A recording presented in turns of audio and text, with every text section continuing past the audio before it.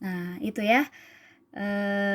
Nah, bagi kalian suka main, kalau hidup di zaman penjajah, jangankan main, belajar pun dilarang loh. Nah, gitu ya.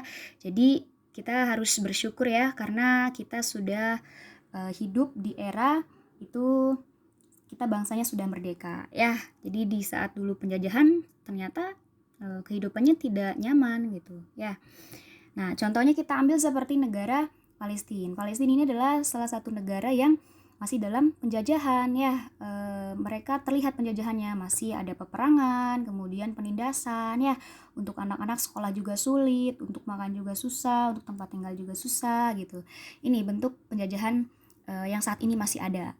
Makanya kita harus doakan negara ini agar dilindungi sama Allah, agar diselamatkan, dan semoga kedepannya bangsa ini bisa merdeka. Amin ya rabbal alamin.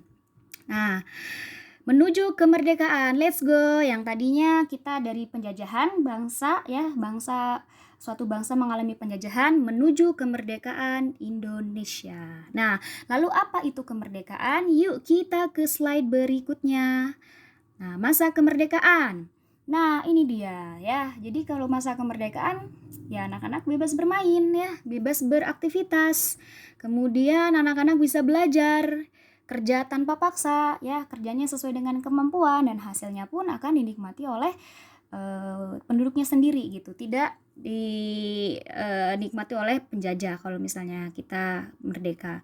Dan sistem pemerintah pun dipimpin oleh Presiden Indonesia. Jadi kalau yang memimpin adalah Presiden Indonesia, maka itu pasti memikirkan yang terbaik untuk rakyatnya gitu ya.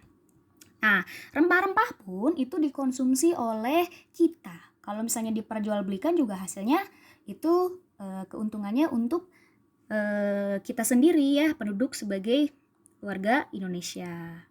Nah, masa kemerdekaan yang patut disyukuri nih oleh kita karena kita hidup di sudah merdeka ya. Itu sangat menggembirakan, seperti kita yang bebas beraktivitas, bebas belajar, bermain, dan berpetualang seperti di SAB ya.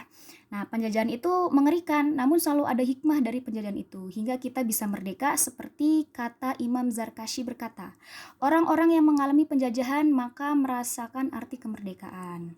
Ya, jadi kita harus selalu banyak bersyukur ya dari pelajaran tentang penjajahan dan kemerdekaan ini, dan kita hidup di zaman yang bangsanya sudah merdeka, maka yang harus kita lakukan adalah bersyukur. Sesuai dengan Quran Surat Ibrahim ayat 7, sesungguhnya jika kamu bersyukur, niscaya aku akan menambah nikmat kepadamu. Tetapi jika kamu mengingkari nikmatku, maka pasti azabku sangat berat. Ya, jadi kita harus banyak-banyak bersyukur. Bentuk bersyukur kita banyak. Bisa kita berprestasi, bisa melakukan banyak hal gitu ya, membanggakan diri sendiri, membanggakan keluarga, bahkan bisa sampai membanggakan bangsa gitu ya. Itu.